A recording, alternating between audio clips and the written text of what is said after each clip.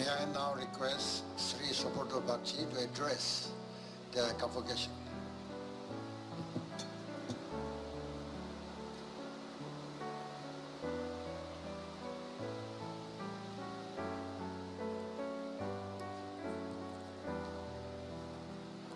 Your Excellency Dr.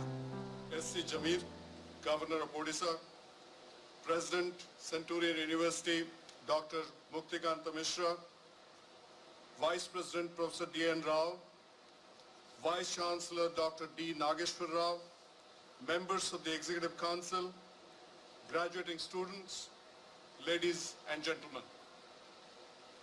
We gather here to celebrate a special day.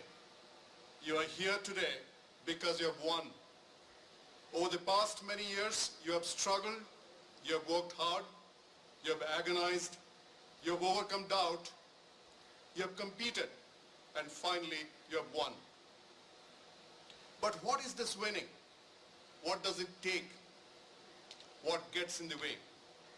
How does it evolve over a lifetime? Today, as you gather with your loved ones to celebrate your latest triumph and accomplishment, let's pause to examine the idea of winning. In doing so, please allow me to share how the idea has evolved in my mind from the time I was a child to where I am today.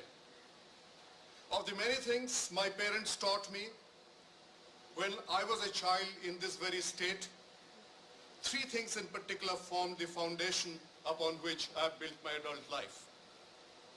The first tenet of the Bagchi household was excel before you win.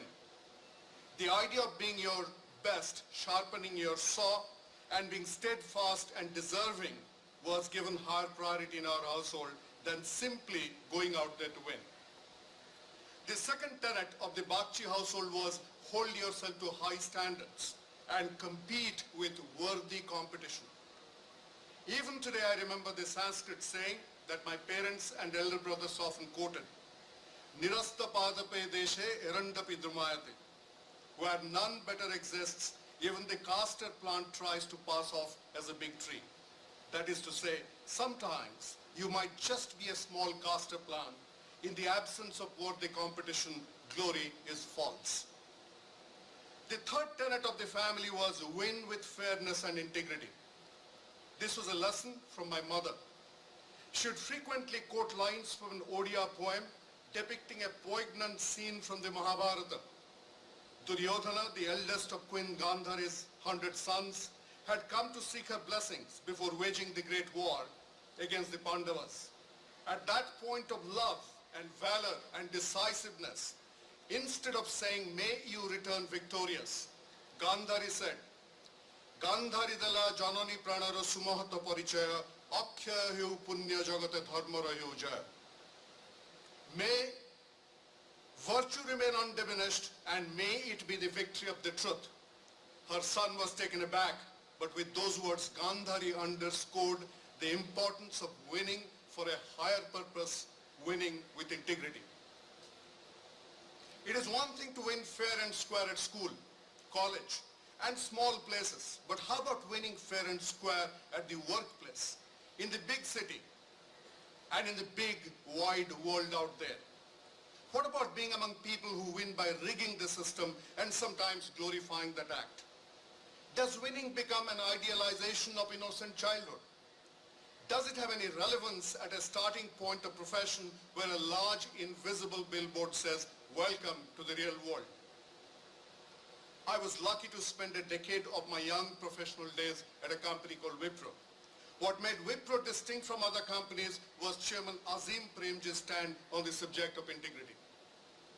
The end does not justify the means. It was the bedrock for a corporation that won't bribe in order to acquire a license, to get a power connection for a new plant, or to get business from customers. Wipro would rather walk out of business than do anything underhand. This was a tough call in the 1970s and 80s because at that time, Wipro's business entirely depended on the Indian marketplace. When you work with global customers from the developed world, it is not difficult to play it by the book. But in India back then, it was another thing. Sometimes business in India required underhand dealing and Wipro required that you do not do it. But to Premji, the requirement to be honest did not absolve his employees from competing hard and winning. He wanted all his businesses to be number one or number two. Being honest does not mean being ineffective. During my last days at Wipro, I learned that it is possible to win with integrity. It is difficult, but it is also wonderfully surprising how many people there are out there in the world who like you and how they form an ever-expanding circle of the glorious good. They form a community, they buy and sell to each other, they support each other. So even in the real world, there are two real worlds. You can choose the one you like. If ever someone tells you, welcome to reality, look him in the eye and ask, which one? Your professional life is not going to be short. As a professional, you have a long play. At each stage, you must compete and win. The years of being a young professional are also defined by life as a spouse and as a parent. Sometimes you'll find yourself competing for material things and sometimes for love. It is one thing to compete and win once or even occasionally. It is quite another thing to be able to repeat that feat to sustain it. That is why we say life is not a sprint, it's a marathon. People who run long distance think, train and run differently. People who think sustainably think, train and win differently. This is a counterintuitive thing in a culture that glorifies the 2-minute claim to fame and instant stardom. Not a day goes by without someone making a viral debut thanks to the internet. Then the very next day, it is somebody else's turn to claim the 2 minutes of fame. In such a world, consistency is critical. Let us now turn to a very important question. What do we seek to win? As a child, we are told to win prizes and we win them. As we grow in our professions, we seek to go a step beyond. We seek to win awards. Having won those awards, the next step is to win recognition. Prizes and awards do not always add up to recognition. You can win a prize or an award only so many times, but recognition is more sustaining. Recognition is what precedes your arrival, and it comes from your peers and your competitors. To win the respect of peers and competitors is tough, and it is clearly the higher win. But winning beyond recognition for your work and accomplishments is winning for a cause. Unlike all the other kinds of winning, winning for a cause takes a long life and invariably asks the winner to survive seemingly insurmountable odds. In the quest to win for a cause, life often asks for the ability to deal with protracted adversity. This is the kind of win that men like Mahatma Gandhi and Nelson Mandela experienced. This is the kind of win women like Malala Yousafzai and Aung San Suu Kyi symbolize. When you look at the lives of people like them, you realize that adversity isn't always an external force opposing your cause. Sometimes it is your own circumstance.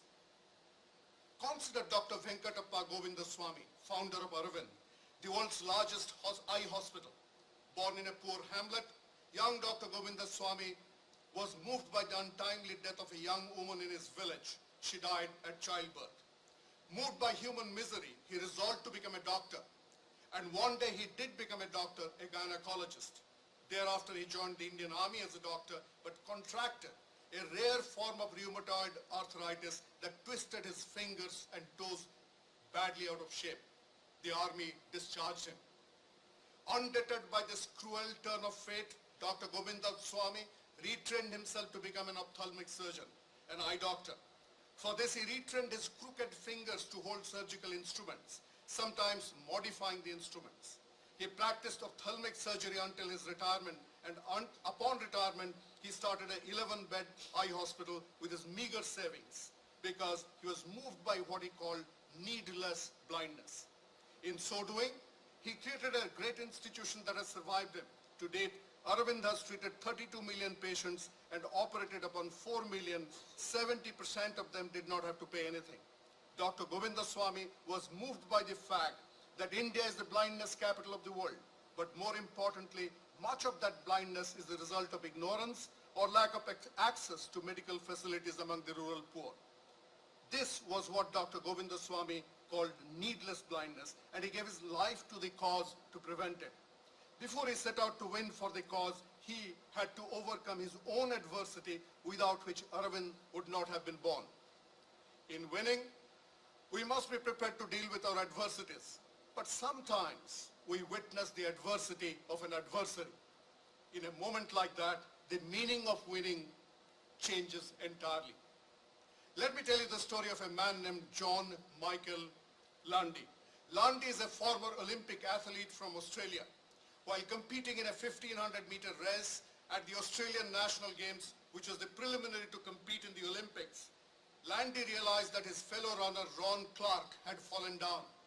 Lundi turned back, ran to him, lifted him up on his feet and ran again. Then he doubled his pace and ended up winning the race. But he also won hearts.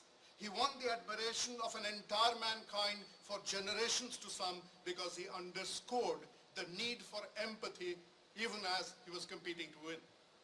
Similar is the remarkable story of a Canadian sailor, Lawrence Lemieux, who was competing at the Seoul Olympics. He was sailing at the second position when he saw the boat of two Singaporean sailors capsize in choppy waters.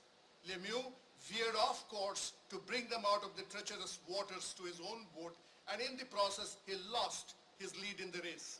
Afterwards, he was honored with a second position and a special award by the president of the International Olympic Association, who said, "By your sportsmanship, self-sacrifice and courage, you embody all that is right with the Olympic idea." People like Lundi and Lemieux show us we must compete and win without losing empathy for fellow humans. We must compete and win with a sense of abundance, not scarcity.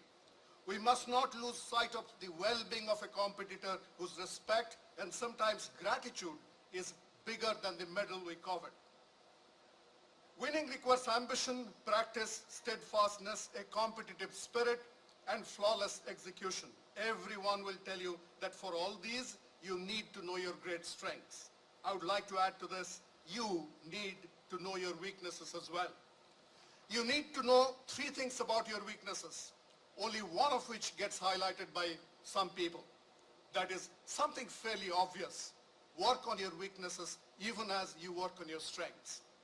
While this is important, it is equally important to recognize those of your limitations that you cannot overcome. This is the second thing to know about weaknesses. It takes great self-awareness to know what you cannot do. Instead of getting frustrated with one's limitation, instead of bemoaning circumstances, one needs to know how to circumnavigate it. A young sapling sprouted under a rock does not try to break the rock. It does not curse its fate. It bends and finds its way to seek sunlight and grows by the side of the rock until one day it becomes a big tree, and that day the rock remains at its feet.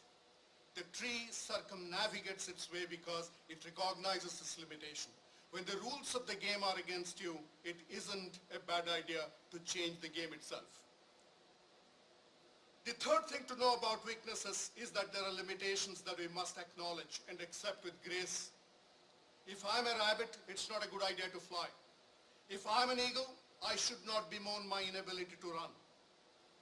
All of us are designed to deliver a purpose on this earth in this one lifetime.